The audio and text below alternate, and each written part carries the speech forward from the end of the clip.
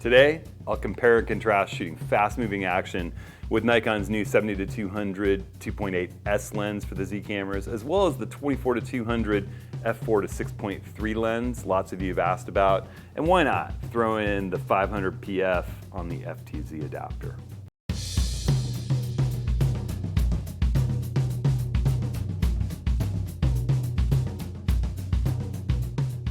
Well, hey everybody, it's Hudson. Welcome to this week's Approach in the Scene. I want to thank everyone who's been liking, subscribing, sharing these videos and this channel. We've got a lot of new subscribers. Thanks and welcome to you all. I want to put the word out that if you have a section of this video you want to watch more than another, you can always look along the bottom time bar, whether you're on mobile or on your computer. There's linked little chapter time codes that you can just click and skip around to the parts of the video that you want to watch or rewatch. I also put a linked time code, linked table of contents in the video's description. If you click on the video's title or show more, you'll see that all there with clickable linked timecode pieces that's basically a table of contents, as well as product links for Amazon and B&H for all the stuff that I talk about in the video, and links to other videos that I talk about. So be sure and check out that description. All right, so, and just thanks so much to everybody, one more time. Also, I want to put a little quick plug in for the office hours on the 29th. We're going to be talking about projects and how projects can help focus your photographic practice. In our last office hours, we had an amazing session with Ben Long of Complete Digital Photography and the practicing photographer. Rick LePage and I and Ben had a really wonderful discussion about how you should think about practice a little more like a musician or other types of artists than I think photographers often do. And I think we're going to kind of piggyback on that discussion and move forward with talking about how projects can help with your photography. So that's on September 29th, 10 a.m. Pacific. You can sign up for those free office hours at hudsonhenry.com/office hours. And I hope you'll join the Zoom meeting and be interactive with us. All right, so talking about lenses, talking about shooting fast action with the Z system. I had an amazing trip down to the South Coast to visit my friends Charlie and Carol who live down there. And we ate some great food, drank some great wine. Huge thanks to you guys for all the hospitality. And I'm going to bring Charlie in a second, and we're going to talk about our experiences shooting with the 70-200 S lens, the brand new 24-200 f4 to 6.3 variable aperture lens, which a lot of you have asked that I review and talk about. So Charlie had that lens, and it was fun to take that out and shoot some action with it, as well as the 500 PF, big long hand-holdable lightweight 500. It's a big long lens compared to my others, but it's awfully small for a 500, and it works great on the FTZ adapter with the Z camera. So talk through our experiences using all three of those lenses, shooting some amazing athletes who were out kite surfing and kite foiling at the Pistol River. I even got a little kite session in while I was down there. It was really a great weekend, particularly after all the smoke that we've had here in Oregon. It's nice to see it clear out a little bit and get out into some fresh air. So we'll jump into that conversation. I have to apologize because I'm still working out the kinks with using my Nikon Z6 as a webcam. And so the portions where Charlie and I are talking heads, a lot of this video that you're about to watch is us looking through images, and you're just looking at the images full screen and zooming in to see what the details look like. But where I'm a talking head, my lips are a little off with the audio. My fault. I kind of messed up that setting when we did the meeting. And afterwards, watch out because I'm going to pop back up and take a couple of your Nikon Z focused autofocus questions. Well, hey there, Charlie. Thanks so much for joining us today. Hey, thank you, Hudson. It's a pleasure. Well, the pleasure's all mine. I spent the weekend down at Charlie's place on the southern Oregon coast, and he has this just amazing place with his wife Carol, and we ate amazing food and shot a bunch of action and shot Milky Way and played around with a bunch of Nikon Z lenses. We had a lot of fun and just generally hung out. I always have a good time with Charlie. It was a great time. Yeah. We always wind up in beach locations together. We've been on the Bandon workshop, and then you were in Kauai with me right before, as COVID hit, and we didn't even know we were in jeopardy. But so anyhow, here we are. We had this awesome weekend. I thought we'd go through some images, and we'd talk about some Nikon glass, because Charlie's been playing around with the new 24-200, And I know a lot of people watching ATS have been asking me what are my impressions of that lens, and I've been saying, well, I'm about to get my hands on one. Well, this is the weekend. I got to play with Charlie's. And the interesting thing about it is I'm always suspicious of the all-in-one zoom, the wide angle 24 all the way out to long portrait 200. Because they make optical sacrifices, but I'll say this one, it's sharp, just like all the Z lenses that I've been using, clear down to the Z50's little 16 to 50 pancake lens. They just are optically great. And Charlie, your impression's the same way. Yeah, it's really been a nice lens. I had read up that it was being pretty well reviewed, and it seems to be holding up to expectations. And it's really nice from the standpoint of it's virtually the same size as the 24 to 70. It's I measured it was like 3/4 of an inch shorter when it's collapsed, and it weighs less than 2 ounces more, and it feels really nice on the camera. So it does feel really nice on the camera. Yeah, and I had fun shooting kiteboarding with it. We'll show some images of that. So I went down there and we shot the Milky Way at Secret Beach near Brookings, which is a really fantastic kind of surreal place. We'll show a couple quick images. We haven't really done any editing on that, but we were both messing around with star trackers and trying to perfect our Milky Way imaging. And then I got a chance to go kiting on the Pistol River, this famed spot for kiteboarding on the southern Oregon coast. We'll jump in, we'll go through some images, and we'll show some images from that lens in comparison to the new 70 to 200 2.8 S lens, which both Charlie and I have. And also I shot some with the big 500 PF, which, for birding and sports like kiteboarding or surfing or things where people are a little further away is just kind of like cheating. And we'll talk about what these lenses are great for, what they're not great for. I was really blown away with the sharpness out of the 24 to 200 though. So let's look at some images. You guys don't want to look at our mugs all day. We were down there. The main purpose of the trip was really to do some Milky Way photography at Secret Beach. And like I said, neither one of us has had time to go through and do any work with these images. But we did light up some of the killer sea stacks with trees on top of them just a little bit to get some shadow detail in there. And we shot things, really long exposures, getting the foreground sharp, and then using the star tracker to get the ultimate sharp Milky Way, even though we're shooting at 110 seconds at 800 ISO, which is just some fun stuff. So, and Charlie, you were shooting 5-minute exposures with the star tracker. Yeah, it was virtually 5 minutes. I remember you did the one with the lens cap on, and you're like, oh. Yeah, and you have to do 2 of them, so really it's 10 minutes for each image you're trying to create. So. Yeah. So the key to all that stuff is check your focus with a high ISO, faster exposure, so you don't have to wait. Make sure you get your focus. Check your focus anytime you shift around or move. Make sure you take your lens cap off because it's easy to not even know in those dark conditions.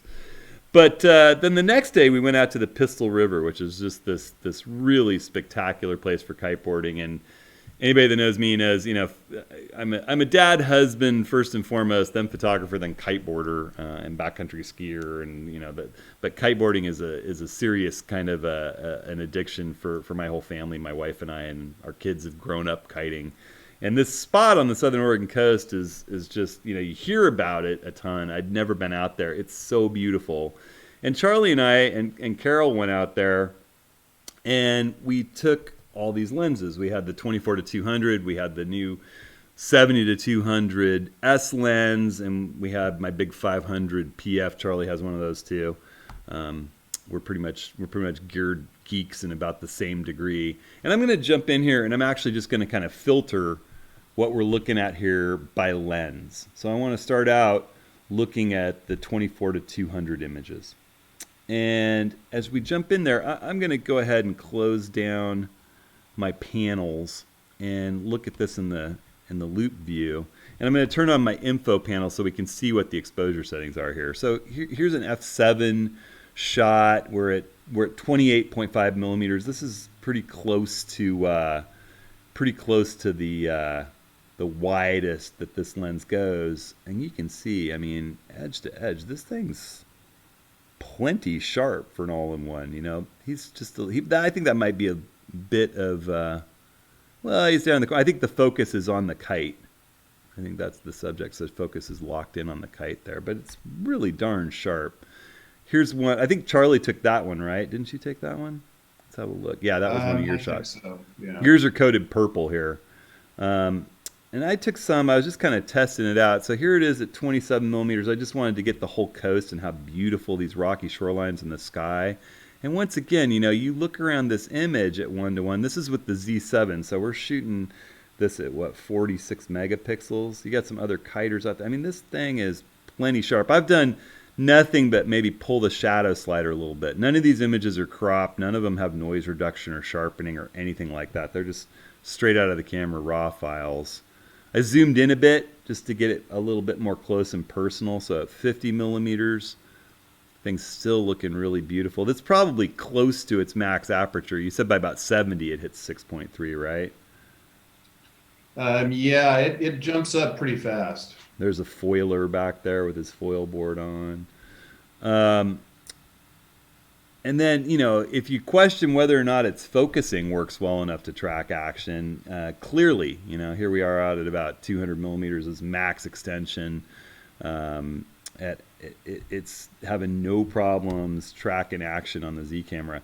And I will say I shot a lot of action. When we get to the 500 millimeter stuff, I'll talk about sort of my strategy for tracking action with these cameras. I can tell you that I basically activated a tracking square almost never shooting out there. Maybe if I'm wide angle and someone's a long ways away and the camera really can't tell whether I'm tracking a wave in the distance or a person, I'll activate tracking in the AFF mode just to say that's what I'm focused on. But for the most part, if I was moving with the camera following a subject, I really did no tracking whatsoever. I just let the camera and AFF choose what to focus on, and all I did was move with the Another action. benefit of that this lens is it's got vibration isolation in the lens as well. So you get both from the IBIS in the camera and the lens for a reported 5 stops. That's amazing. So that certainly helps at the 200 millimeter. Yeah, it'll help keep your ISO. You can handhold shots out traveling that are more landscape. Of course, with sports and action, you slow down too much, you're just going to get motion blur. Right. Yeah, these are pretty fast shots. Yeah, I was shooting it in shutter priority, and I was staying between like 800 and 1500th of a second when I was shooting here. All right, so I'm going to jump back out. Oh no, there's a couple more shots. I rarely have someone as good as Charlie out there photographing, so he even got some shots of me doing my thing out there, which I super appreciate. I remember I landed this in about 6 inches of water. I was really glad I didn't screw it up, but it was fun out there. I think this is another Charlie shot too. This is really cool. This guy foiling out there. That's kind of my new passion is foil boarding, but I'm not doing it in the ocean quite yet. So I think that's the last of them. And you know, I thought this camera or this lens for the size of it. Hold that thing up again, Charlie. I mean, that really is small for getting you all the way from 24 to 200 and doing that good a job. No, it's got a lock, which is nice. That is actually really nice. Hang on, as long as we're going to do all that. Yeah. So it zooms out that far and then throttle it back again. Yeah. That's 24. You know, I would say since it has a narrower maximum aperture and your really high megapixel cameras like the Z7 sort of struggle with high ISO, I think it pairs really well with the Z6 as just an all-around travel camera because the Z6 does so well keeping the noise quotient down when you're working with high ISO. So that pair would just be awesome for walking the streets of Europe, you know, or just a situation, or even backcountry skiing or something where you got to go really lightweight and you want it all in one. It's a pretty great setup. I'm going to go back and share again here, and we'll jump in. Let's switch lenses around. Let's look at the stuff from the new 70 to 200 2.8. And so for anybody that's wondering, you know, why would I even want the 70 to 200 2.8 if that 24 to 70 or 24 to 200 does such a good job? I think this will disavow you of any question about it. So here's a couple shots Charlie took of me with it. I've got a squadron of Pelicans along with me, and just, I mean, edge to edge sharpness on this lens, and just the color rendition and shooting into backlit situations is just this. It's one of those special lenses. There's sometimes where there's a kind of an intangible. You can't quite explain why is this lens so good. Well, it's so ripping sharp. It focuses so fast. Having that wider aperture lets you isolate your subjects in a sports or wildlife situation even more. And it just has a beautiful way of rendering out of focus details. You'll see here as we go through. There was a whole crew of people kiting there that were just insanely good kite surfers and foilers. So when I quit kiting, I jumped out there and just started photographing the crowd. And it was just really fun. And this lens, I think you get the idea. It just, that it just does a beautiful job isolating your subject and just rendering color. I mean, look at that all the way up into the edge there. That's just, and it's that way all the way down to f2.8 too, from my testing so far with it. There really was an amazing crew of folks out there. Here's another example. Here's at f2.8. I mean, look at how sharp that is. And just how nicely it renders. It's beautiful. I mean, you can't really compare a 24 to 200, 4 to 6.3. That's not a fair comparison to the 70 to 200 2.8. No. I mean, one's 2.5 times the price of the other. One's almost 3 times the size of the other. But there's your reason for wanting to lug that thing out in the field. It just. And I'll say that the way it does its autofocus with the AFF mode on the Z cameras is just, like I said, I had so few shots with firmware 3.1 just in AFF mode, not selecting any autofocus point, just letting the camera make all the decisions and just hitting AF and waiting for something amazing to happen with the kite surfer that I was tracking.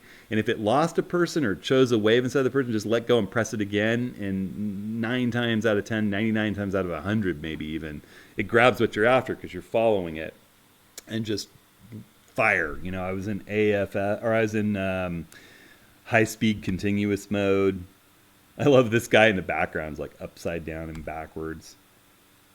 I really, the way that it renders the world. And the FLED, to give it due credit, the F-mount equivalent lens, the older lens, the last lens, is also spectacular. But I thought I'd jump in here and I'd talk just for a second about, we've heard a lot of people rave about this PF, or the 500 PF. The 300 PF is also an awesome lens. This is obviously bigger, heavier, more expensive, harder to get a hold of, but it's a rare 500 in that, I could stand out in the surf and literally shoot with this thing handheld. I don't need a tripod. A monopod's a nice thing to have in a situation like that, but I was literally standing out there. Charlie was watching. I was probably like knee deep in the surf in my wetsuit because I'd just been kiting, and that way I'm a little closer to the action yet, and I just started shooting these folks. Here's a shot Charlie took of me with it. I'm giving him a little shaka, and it's so darned sharp. This is at f7. It goes down to 5.6. It's not the fastest lens in the world, but man, is it sharp. And paired with that AFF mode in the Nikon, I mean, it just didn't miss much. I mean, look at the crazy. That's just, you see the water droplet in his eyelash? It's just nuts. And for me, and these are uncropped. If I haven't touched a crop on these whatsoever. I just pulled shadows up a little bit and made sure the highlights weren't blowing. You can see I'm pretty perfectionist about rotating horizons if they're out of line, and this horizon's not out of line, and it's just nailing. She's got her tongue out. People. I put this in just because people still talk about the Nikon Z cameras like they can't track action. And in firmware version 1.0, they struggled with that. This is a situation where I'm tracking this guy and I have no dynamic point chosen. I'm just in AFF hitting autofocus and letting the camera make the decision. And just the sequence here. I mean, I saw him in the air. This is the first frame of the series.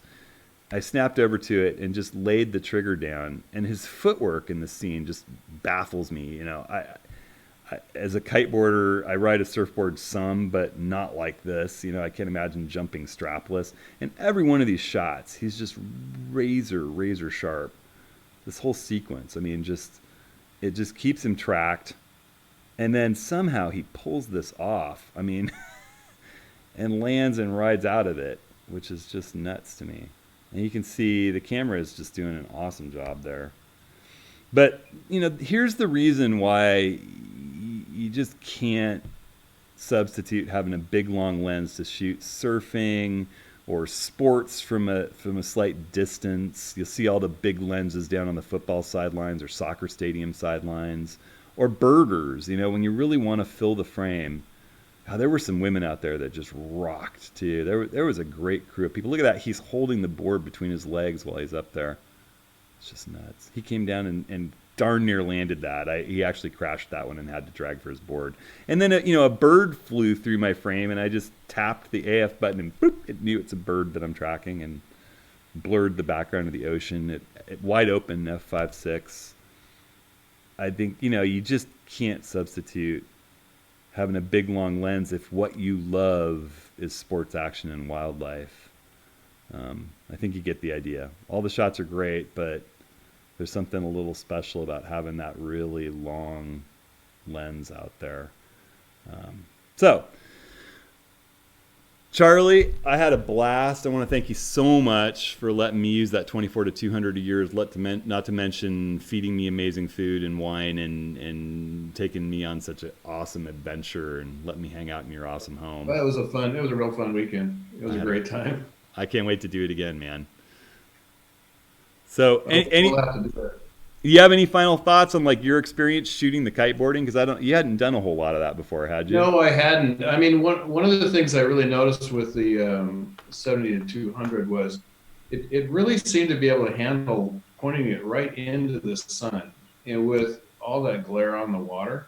Yeah. I mean, it really was pretty amazing that you could even take pictures in those situations, and so it handled that really well.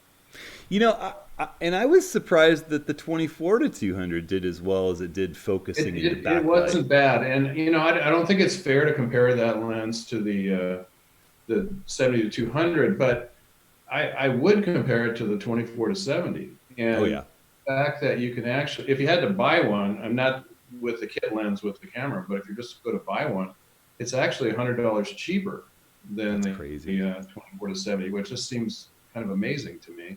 Yeah.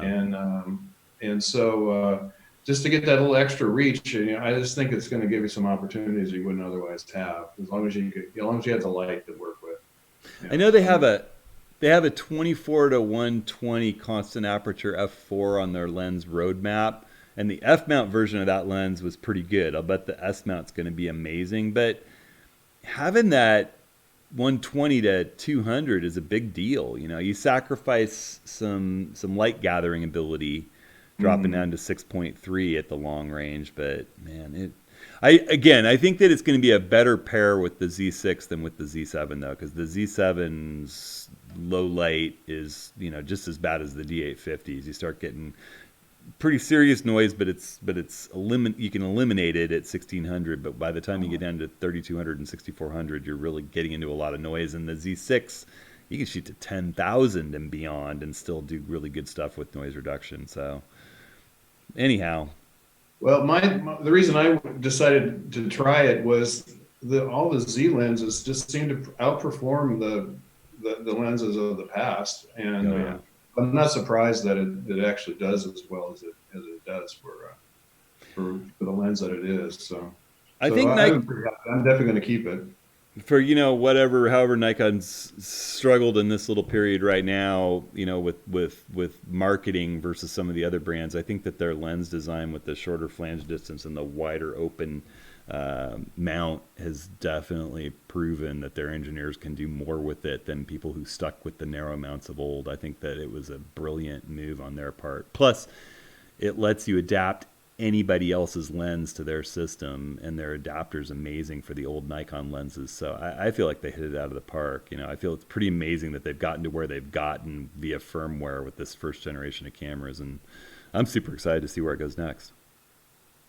Yeah, it's been pretty good ride so far. That's for sure. Yeah. Well, hey, thanks for having the chat, Charlie. Tell Carol hey for me. All right, take care. All right, man. I can't wait to see you Bye. next time. Ciao.